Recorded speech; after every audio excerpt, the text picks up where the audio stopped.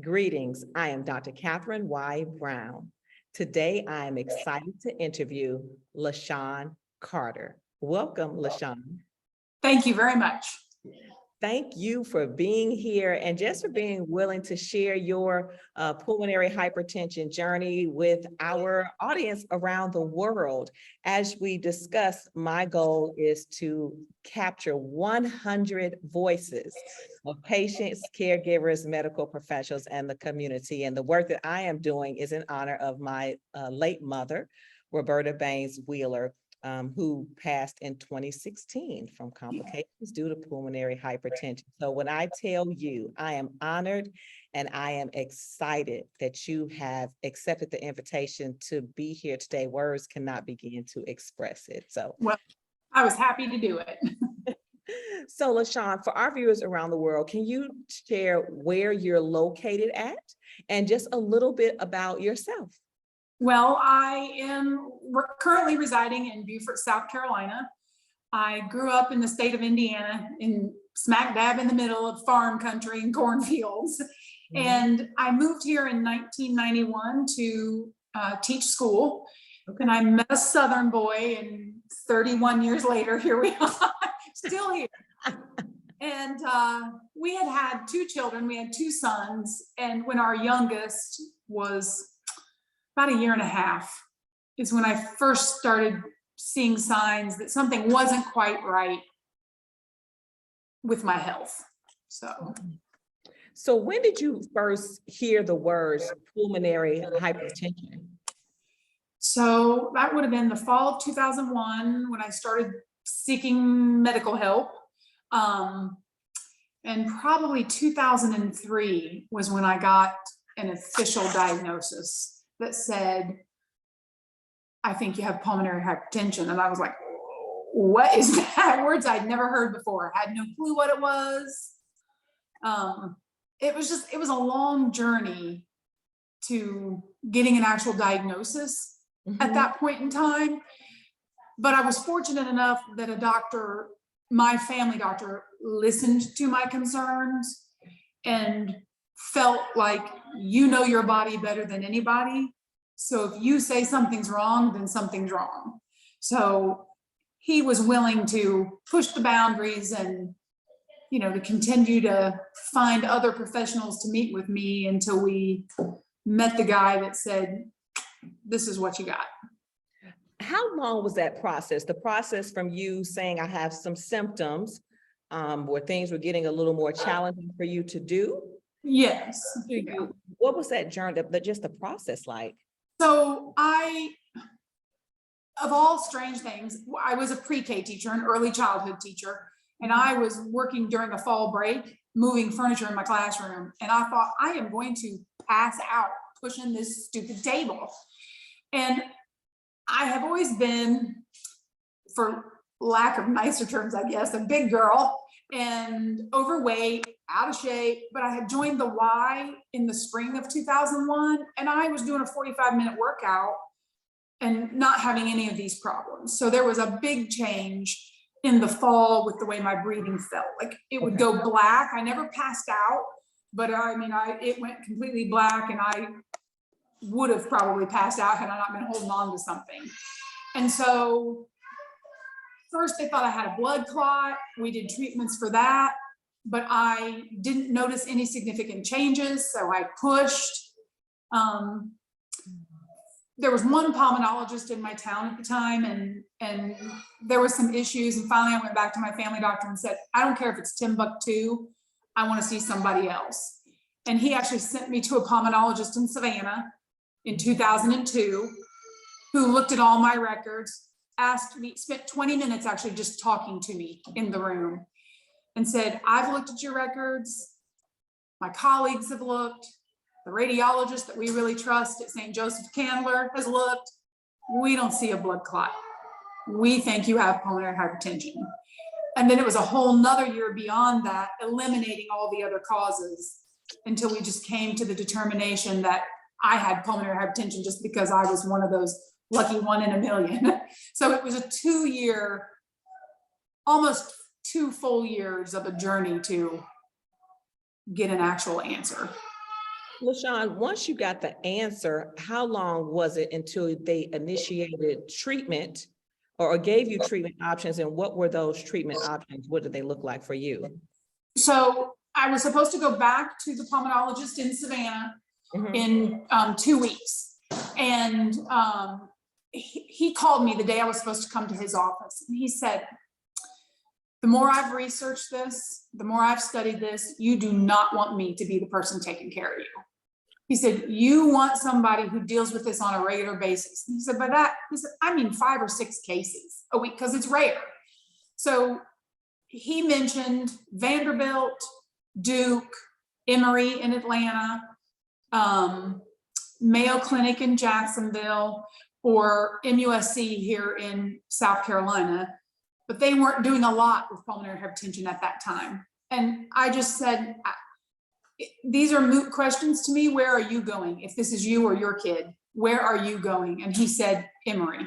So he referred me to Emory. And then once I got up there, of course, they wanted to repeat a few of the tests just to do their own confirmation. And then we started off with options for oral treatments, which really did not do the trick for me. So then we went to subcutaneous Remodulin, like in an insulin pump. So it was under the surface of the skin. But for me, because I'm a redhead, I'm fair complected, all of those things, it irritated my skin severely. It was like red, hot, knotted welts where the medicine would go in. And so after about 6 months of that, I just said, this isn't really working like we want it to, so what's next? And they said, well, it would be IV infusion where we insert a catheter. And I said, then let's go. Because to me, it's, what do I have to do to live the best life possible? Yes. Yep. I can't go swimming. You know, it's complicated to take a shower when you're attached to medicine 24/7, but you figure out how to live with what you've got. That's right. And that was my choice. I said to everybody, you know, because they were telling you a 5 to 7 year life expectancy when I was diagnosed. And I just flat out said, I'm sorry, I don't have time to die right now. I had little kids, I was working full time, I had too much to do. And really, God, my relationship with God, even when you didn't know you needed protected. That's right. And needed guidance, he was working behind the scenes to get me to the doctor in Savannah that really paid attention to what I was saying. The doctors in Atlanta that were willing to try other options, but okay when I said, let's just go the intravenous route and be done with it. And that journey led me to a study drug that Emory was getting out of early, but I didn't want to give it up because it was really helping me. It was an oral medication. So they transferred me to Dr. James Gossage in Augusta. This would have been about 2005, I want to say. And he came in the room and sat down and looked at me and said, you have HHT. I don't know what that is. Hereditary hemorrhagic telangiectasia. I'm like, nope. Somebody in your family has nosebleeds. Yep, my dad, but he does not have that.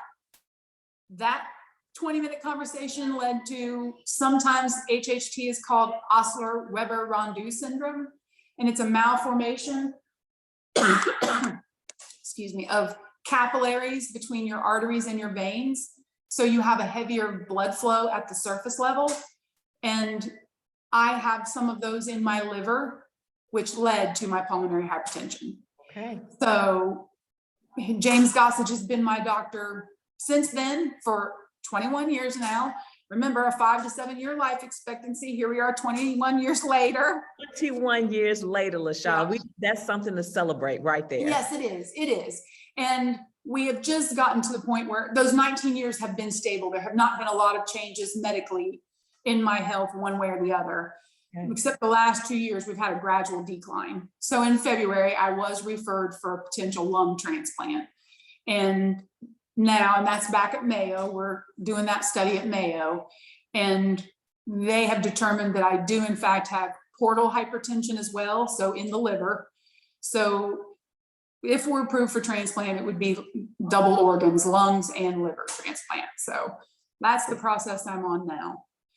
And my attitude is still the same. God has sustained me for 21 years. He knew the number of my days before I got here. So if it's 72 years and 3 days, I'm getting 72 years and 3 days, whether you give me lungs and liver or not. So, I just fully believe that. So I've had peace about this whole process, and, I can't change the outcome. So I just have to trust that God knows the answers. LaShawn, to me, first of all, thank you for sharing. But I want the viewers to make sure that they tap into what you said. Your providers listened to you. Yes. And you got the help that you needed. Right. Because they listened, and the fact of, you said, what was it, 20-minute conversations? And that's kind of atypical sometimes, right? Yeah. Oh, yes, it is. It is. And I will tell you that first pulmonologist, nice man, but I was not comfortable. Doesn't mean he's not a great doctor for somebody else. That's right. For me and my circumstances, he was not the right person. And I had to speak up for myself. I had to advocate. And so I did that. And it has made me a lot more willing to speak up for myself when I go to a doctor for some other thing. Because trust me, my medical records are about 6 inches thick now. If I don't feel like I'm being listened to and they're taking into account this whole person, because I'm not just one piece, it's a whole puzzle that fits together, then I will very quickly say, I need to go someplace else. Absolutely. Absolutely. Many people share that you have to become your own best healthcare advocate because you're with the body every day and other people aren't. Yes. So yeah, do you have any, I would say, strategies that you use, for example, maybe taking notes and documenting before you go to the medical appointments? Because I know some people may not find it as easy to communicate as you do. So what are maybe some tips and strategies you could give for someone who says, hey, I'm not as strong as LaShawn. I don't know how to advocate like she does. Well, for sure. I mean, because my health was so steady for most of the time, there weren't as many issues for me to keep track of. But like through this whole transplant process, I mean, it's information overload for somebody that's used to keeping things organized. So I got myself a binder or a notebook and used those little tabs on there, and I've divided it. One is questions, one is information, and then the other is contact information for doctor. And if I think of a question, it goes in that notebook. And because I'm a retired school teacher and I'm a little crazy, the questions go in blue ink. And when I get an answer, it gets written in a bright pink ink. So I don't have to search. It's clear this is the question and this was the answer to that question. I don't have to search in the writing for what answer came with what. And then also when I meet with doctors, I'll put the date of my appointment and the name of the doctor that I met with, and anything that was unusual or stood out to me, I try to jot down so that I can go back and refer to it. Or it might be something that sparks a question in my head later, so I know exactly which care provider that question needs to be directed to. But who is it connected with, and what piece of the puzzle does this need to get addressed from? Because they're at Mayo now, it's liver doctors and lung doctors and heart doctors and the nurse coordinators and the nutritionists and the social. There's a lot of people. It's a team. Yes, it is. And I can't say enough about that facility either. I mean, the way they have paid from the bottom person in the rung to the top person in the rung that we have met with. It has been kind, respectful, helpful. It's a very well-oiled machine there. So if people are looking for places to go and you live in the area where Jacksonville is within a driving distance, it's a place I would recommend very highly. Awesome, LaShawn. Awesome. It's so important for people to hear when things go well. It's really important for them to hear about how to organize it. And so, what LaShawn shared for those of you all listening is she's organized it.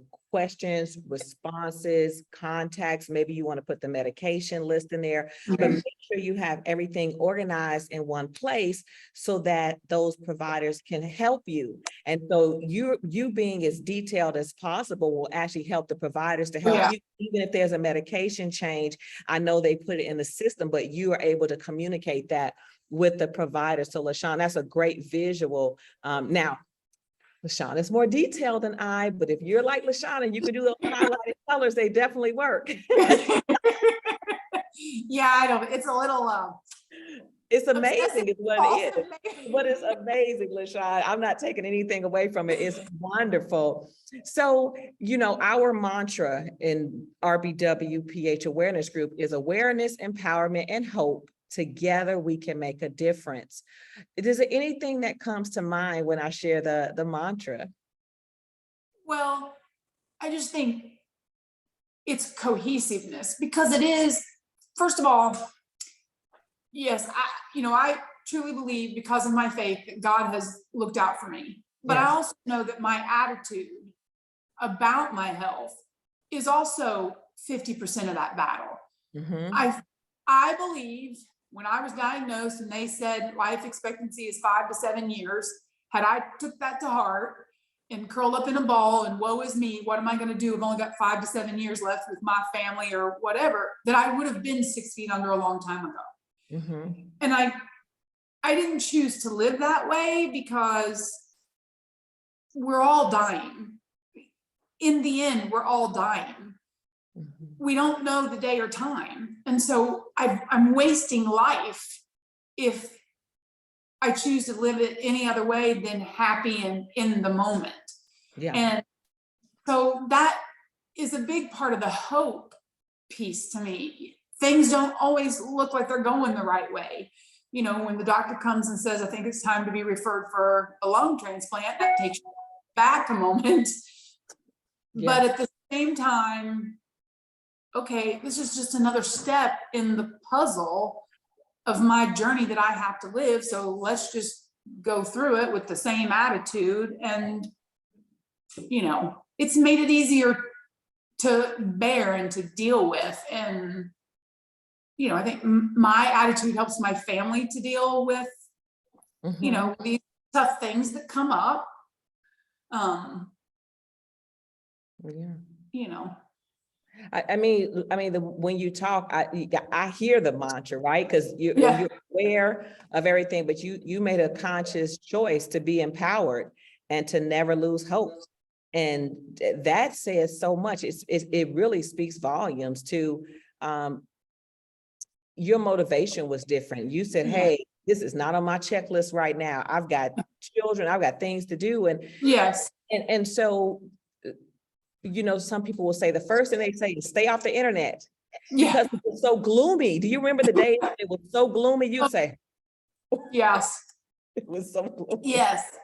Yeah. And the thing about the internet, to some extent, yes. I mean, if you take everything to heart, then you will become, it is depressing. That's right. But at the same time, in that information sometimes comes empowerment and also the hope, because the difference between treatments available in 2003 versus where patients are now in 2022, medicines have made strides. And by sharing our stories and raising the awareness, more strides can be made. I mean, now they're talking about using the implantable pump that was intended for insulin patients as ways to, administer the pulmonary hypertension, so you don't have all this external stuff attached to you. There are changes coming, and we have to participate in order to help those changes come about. If people don't know there's a need, why would they spend money looking at it? So we got to make noise, essentially.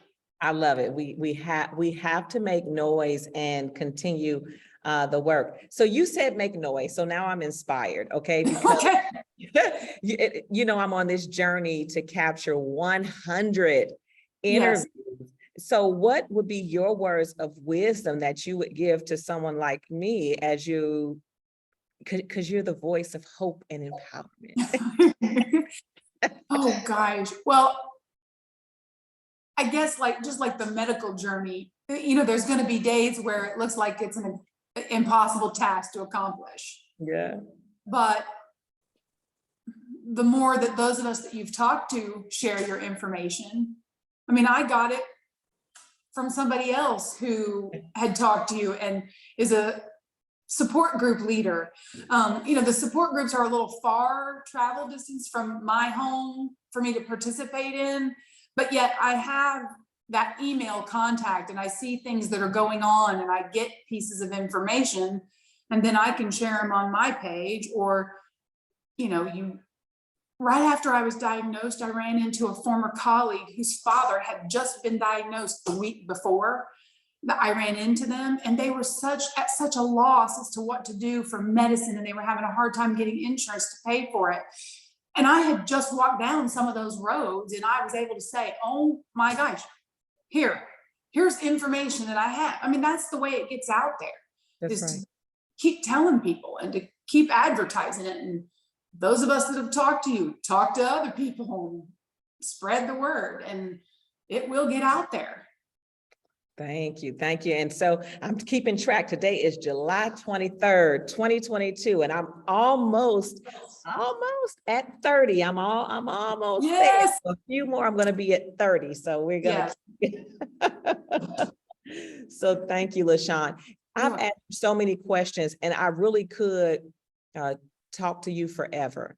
But I do want to know if there's anything that you want to share that I haven't asked you, because you really are a wealth of knowledge. I mean, I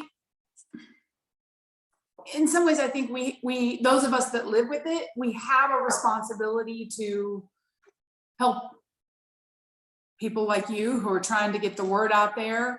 And not only that, a lot of times we want to be very private with our struggles, or we feel like we're sharing information and people are going to think we want attention on us.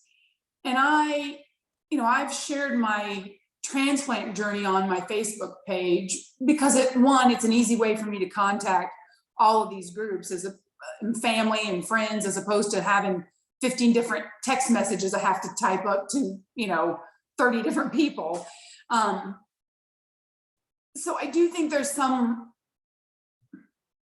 responsibility maybe on our part to be willing to be a little more open so that people do realize what the struggles are. If you pass me on the street, I'm a 21-year pulmonary hypertension patient who has never been on oxygen a day in that 21 years. That's an oddity. So if you passed me on the street, you would have no clue that there was anything wrong with me health-wise.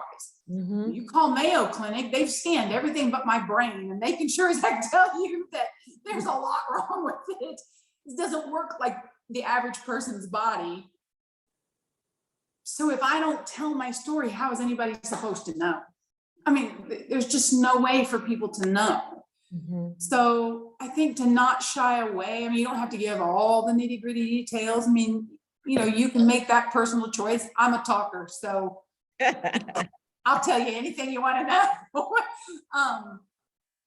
But to be just a little more willing and open to share the story, because you don't ever know who is going to be touched or encouraged by your life that you're living, despite health problems.